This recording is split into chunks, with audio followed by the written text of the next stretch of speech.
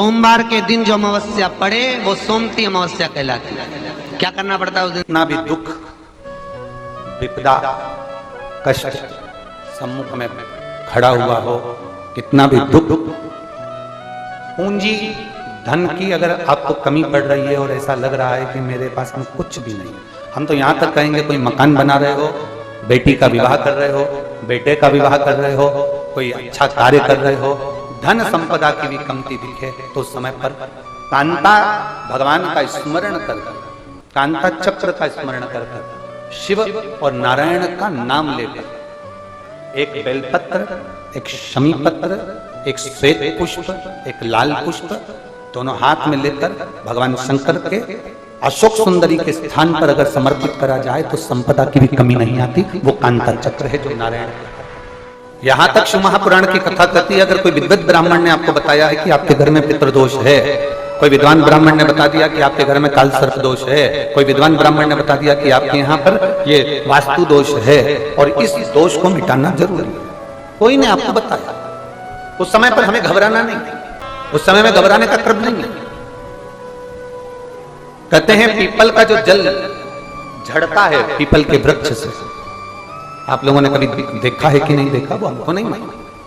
कितना भी अगर कोई वास्तु दोष बता दिया, पितृ दोष बता दिया, काल सर्प दोष बता दिया, कितना भी अगर कोई दोष बता दे तो पीपल का जो जल वृक्ष में से झड़ता है, कभी कभी आप उसके नीचे हाथ रखकर देखना, थाली रखकर देखना, उसमें पत्थर पर देखना, तो वहां पर भी पानी के निशान आपको मिलेंगे, बूंद के निशान मिलेंगे। मात्र उस पीपल के वृक्ष के जल की एक बिंदी, एकमात्र बिंदी, शंकर भगवान का जो शिवलिंग है जलाधारी है, चरण है, गणेश कार्तिक का स्थान है, अशोक सुंदरी का स्थान है और प्रत्येक जलाधारी में से पानी बीच में से आकर नीचे की ओर गिरता, नीचे की ओर गिरता। आप लोगों के स्मरण में हमने पहले भी बताया कि राइट में किसका स्थान है? गणेश जी का, लेफ्ट में कार्तिक के, बीच में अशोक सुंदरी। ये क्या है? पार्वती जी का हस्त कमल शिवलिंग, और ऊपर से जो जल एक एक बूंद शंकर जी के शिवलिंग पर गिर रहा है वो शंकर जी की 5 लड़कियां जया, विषहरा, शामलीवारी, दौतली और देव, शंकर जी की 5 लड़कियों एक एक बूंद पानी शिव जी पर गिरा। जहां जल नीचे गिरता है उस स्थान से जहां तक जल बहकर जा रहा है उस स्थान तक 33 कोटि देवताओं का स्थान, 33 कोटि देवताओं का स्थान। अब जहां पानी आया, जहां नीचे गिरा, उसके बीच में जो स्थान होता है, आप लोगों ने देखा है कि नहीं देखा? जिनने देखा है जरा हाथ उठाओ।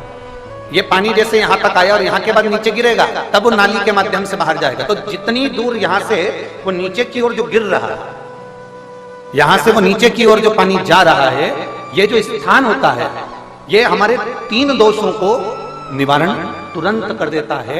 एक हमारा पितृदोष, एक हमारा काल सर्प दोष और एक हमारा वास्तु दोष का निवारण ये तुरंत। और ये तो हमने केवल आपको शिव महापुराण के माध्यम से बताया कि ये 3 दोष का निवारण कर देता है, पर यदि कभी आप ध्यान से लिंग पुराण को पढ़ेंगे, आप यदि लिंग पुराण को पढ़ेंगे और गीता प्रेस गोरखपुर की लिंग पुराण को लाकर यदि आप पढ़ते हैं, या गीता प्रेस गोरखपुर की शिव अंक को भी आप अगर पढ़ेंगे,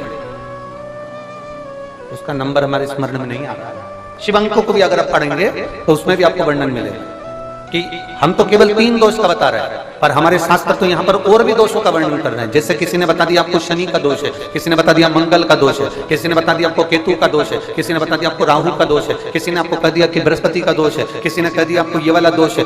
दुनिया के जितने दोष पीपल के वृक्ष के झड़ता हुआ जल की एक बूंद का स्पर्श, भले वो सूख गई हो, उसका एक स्पर्श मात्र जहां पानी नीचे की ओर गिर रहा है उतनी परिधि, उतनी जगह के बीच में जहां से पानी गिरता है, बस उस स्थान पर अगर वो उंगली अपना नाम और गोत्र का स्मरण कर कर भी लगा दी जाए और एक लोटा जल चढ़ा दिया जाए तो ये जितने दुनिया के दोष है वो अपने आप समाप्त हो ही जाते हैं। शंकर की बोल बम का नारा है।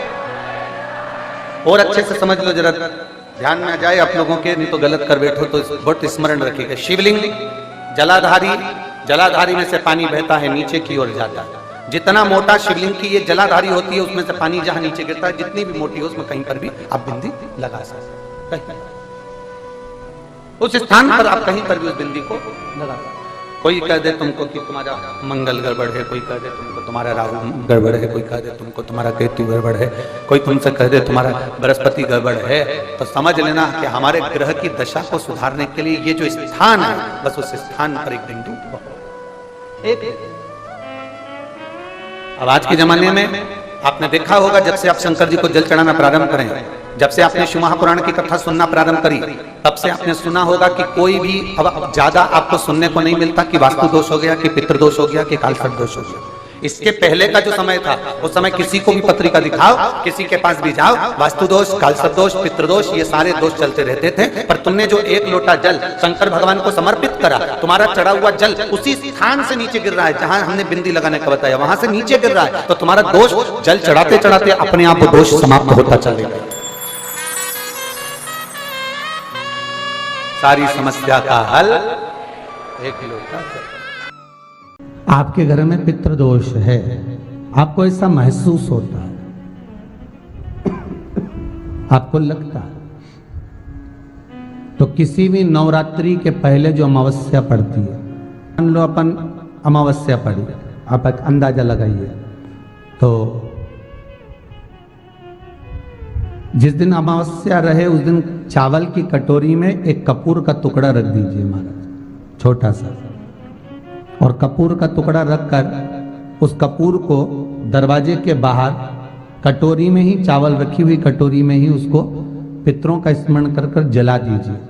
और जलाने के बाद उस चावल को कहीं भी किसी भी वृक्ष की छांव में पक्षियों के लिए डाल दीजिए। शिव महापुराण की कथा कहती है, अगर मान लो पितर आपको कष्ट दे रहे हैं, पितर आपको तकलीफ दे रहे हैं, कोई काम नहीं होने दे रहे हैं, या कहीं आपको ऐसा लगता है कि पितरों का दोष है, तो वो पितृ दोष देवी, अब ये जो आप करेंगे ये कब कर रहे हैं? अमावस्या के दिन आप उसको रख रहे हैं, अमावस्या के दिन उसको रखकर रात भर आपने रखा कपूर के साथ में, सुबह एकम पड़ गई, नवरात्रि लग गई, उसी दिन उसको जलाकर आपने पटक दिया।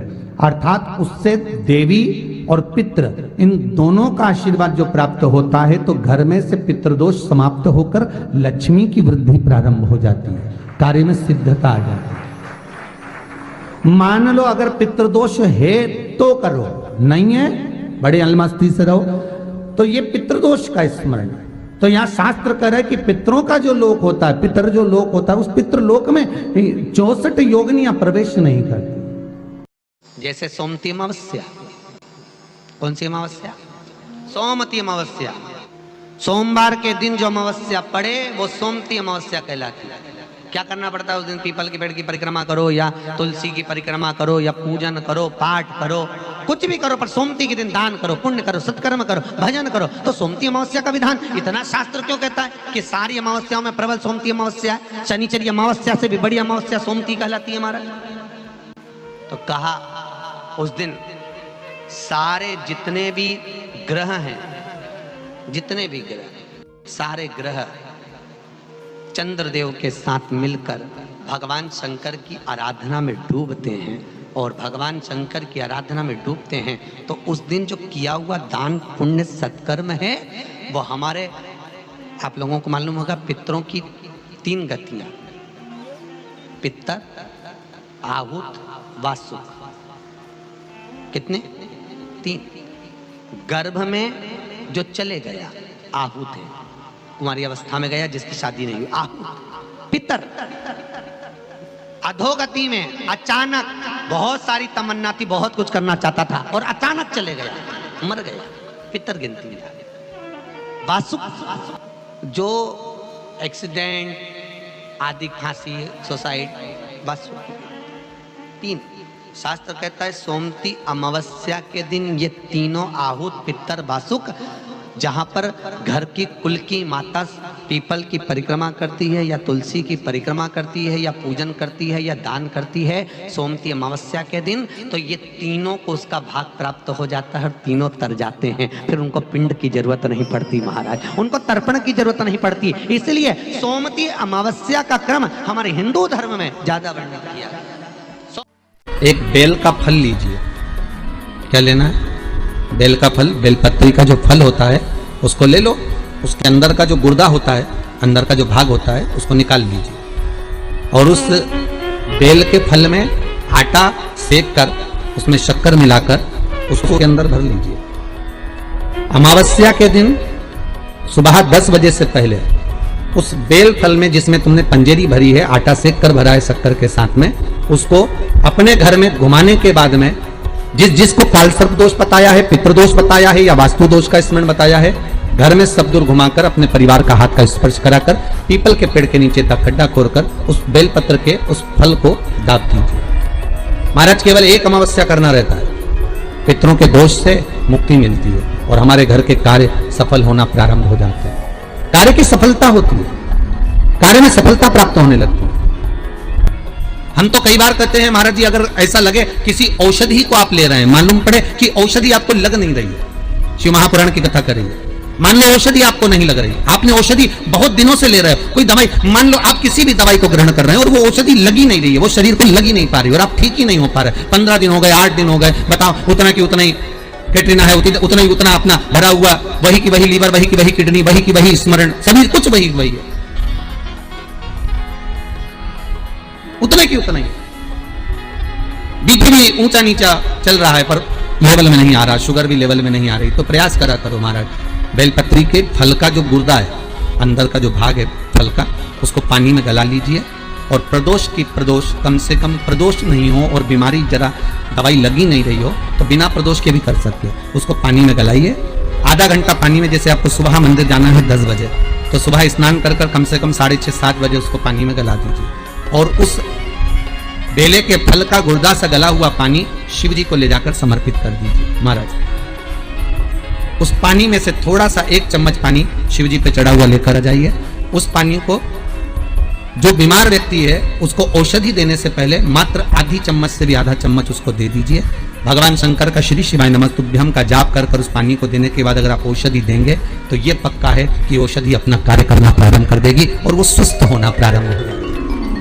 क्या करना पड़ता है उस दिन? पीपल के पेड़ की परिक्रमा करो या तुलसी की परिक्रमा करो या पूजन करो, पाठ करो, कुछ भी करो, पर सोमती के दिन दान करो, पुण्य करो, सत्कर्म करो, भजन करो। तो सोमती अमावस्या का विधान इतना शास्त्र क्यों कहता है कि सारी अमावस्याओं में प्रबल सोमती अमावस्या, शनिचरी अमावस्या से भी बड़ी अमावस्या सोमती कहलाती है। हमारा जितने भी ग्रह, सारे ग्रह चंद्रदेव के साथ मिलकर भगवान शंकर की आराधना में डूबते हैं और भगवान शंकर की आराधना में डूबते हैं तो उस दिन जो किया हुआ दान पुण्य सत्कर्म है वो हमारे, आप लोगों को मालूम होगा, पितरों की 3 गतियां, पितर, आहुत, वासुक, कितने?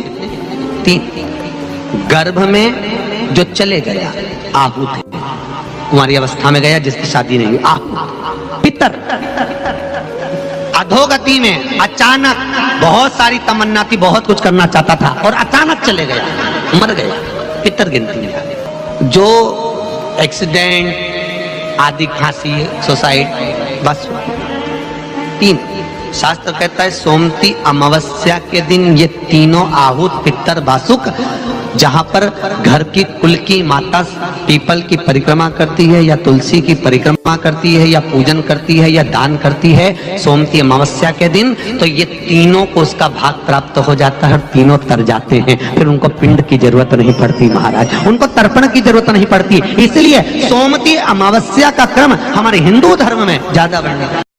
विश्वास कहता है अमावस्या के दिन, उस श्राद्ध पक्ष की अमावस्या के दिन जो नदी, तालाब, बावड़ी, कुआं, किसी भी एक जगह पर अपने पूर्वजों का नाम लेकर शाम के समय पर दिया लगाएगा, ये मेरा विश्वास कहता है उसके लिए कुबेर भंडारी भंडार जरूर बनेगा, पितृ भंडार जरूर बनेंगे, ये निश्चित। इस पीपल के वृक्ष के नीचे जो शनिवार को दिया लगाएगा वो लक्ष्मी और नारायण को अपने घर ले जाएगा।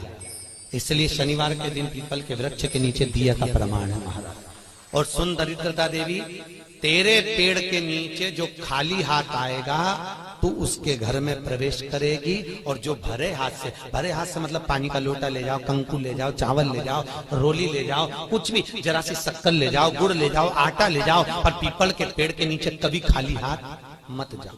अगर तू खाली हाथ कोई आया तो तू उसके घर में प्रवेश कर। बड़ का पेड़ पितरों का प्रतीक होता है, बेलपत्री का पेड़ भी पितरों का प्रतीक होता है, क्योंकि ये पितरों के वंश से जो पार्वती मैया का प्रागट्य भाव वर्णन किया। पीपल का वृक्ष पितरों का प्रतीक होता है। श्राद्ध पक्ष में महाराज पीपल के पेड़ के नीचे मात्र काली तिल्ली का पानी ही डाल देने से पितृदोष का निवारण हो जाता है। किसी लड़के की लड़की की विवाह शादी नहीं हो रहा हो, मंगल विवाह नहीं हो रहा हो, पानी के लोटे में थोड़ा सा काला तिल डालकर श्राद्ध पक्ष में पीपल के पेड़ के नीचे चढ़वा दीजिए महाराज। पितरों की शांति होती है, घर में मंगल कार्य होता है, मंगल कार्य हो जाता है, पितृदोष का निवारण होता है। ऐसा लग रहा है कि बहुत बड़ी बीमारी शरीर में आ गई है, वो मिट नहीं रही, बीमारी बहुत बड़ी है, नहीं जा रही। सरसों का फूल भगवान शंकर को चढ़ाना प्रारंभ कर दो। सरसों तो आप अपने घर के अंदर भी बो सकते हो, उसमें पीला फूल ही जाता है, शिव जी को चढ़ाना चालू कर दो, बीमारी समाप्त होना प्रारंभ। बेल का फल, बेलपत्री का जो फल होता है उसको ले लो, उसके अंदर का जो गुर्दा होता है, अंदर का जो भाग होता है उसको निकाल लीजिए और उस बेल के फल में आटा सेक कर उसमें शक्कर मिलाकर उसको के अंदर भर लीजिए। अमावस्या के दिन सुबह 10 बजे से पहले उस बेल फल में जिसमें तुमने पंजेरी भरी है, आटा सेक कर भरा है शक्कर के साथ में, उसको अपने घर में घुमाने के बाद में जिसको कालसर्प दोष बताया है, पितृदोष बताया है या वास्तु दोष का स्मरण बताया है, घर में सब दूर घुमाकर अपने परिवार का हाथ का स्पर्श कराकर पीपल के पेड़ के नीचे तक खड्डा खोदकर उस बेलपत्र के उस फल को दाब दीजिए। महाराज केवल एक अमावस्या करना रहता है, पितरों के दोष से मुक्ति मिलती है और हमारे घर के कार्य सफल होना प्रारंभ हो जाते हैं। कार्य की सफलता होती है, कार्य में सफलता प्राप्त होने लगती है। हम तो कई बार कहते हैं महाराज जी, अगर ऐसा लगे किसी औषधि को आप ले रहे हैं, मालूम पड़े कि औषधि आपको लग नहीं रही है, शिव महापुराण की कथा करेंगे, मान लो औषधि आपको नहीं लग रही, आपने औषधि बहुत दिनों से ले रहे हो, कोई दवाई, मान लो आप किसी भी दवाई को ग्रहण कर रहे हैं और वो औषधि लगी नहीं रही है, वो शरीर को लगी नहीं पा रही और आप ठीक ही नहीं हो पा रहे, 15 दिन हो गए, 8 दिन हो गए, बताओ, उतना की उतना ही कैटरीना है, उतना ही उतना अपना भरा हुआ, वही की वही लीवर, वही की वही किडनी, वही की वही स्मरण, सभी कुछ वही वही है, उतने की उतना ही। बीपी भी ऊंचा नीचा चल रहा है पर लेवल में नहीं आ रहा, शुगर भी लेवल में नहीं आ रही, तो प्रयास करा करो महाराज। बेलपत्री के फल का जो गुर्दा है, अंदर का जो भाग है फल का, उसको पानी में गला लीजिए और प्रदोष कम से कम प्रदोष नहीं हो और बीमारी जरा दवाई लगी नहीं रही हो तो बिना प्रदोष के भी कर सकते हो, उसको पानी में गलाइए। आधा घंटा पानी में, जैसे आपको सुबह मंदिर जाना है 10 बजे, तो सुबह स्नान कर कम से कम 6:30-7 बजे उसको पानी में गला दीजिए और उस बेले के फल का गुर्दा से गला हुआ पानी शिव जी को ले जाकर समर्पित कर दीजिए महाराज। उस पानी में से थोड़ा सा 1 चम्मच पानी शिव जी पे चढ़ा हुआ लेकर आ जाइए। उस पानी को जो बीमार व्यक्ति है उसको औषधि देने से पहले मात्र आधी चम्मच से भी आधा चम्मच उसको दे दीजिए। भगवान शंकर का श्री शिवाय नमस्तुभ्यम का जाप कर उस पानी को देने के बाद अगर आप औषधि देंगे तो ये पक्का है कि औषधि अपना कार्य करना प्रारंभ कर देगी और वो स्वस्थ होना प्रारंभ हो जाएगी, वो स्वस्थ हो।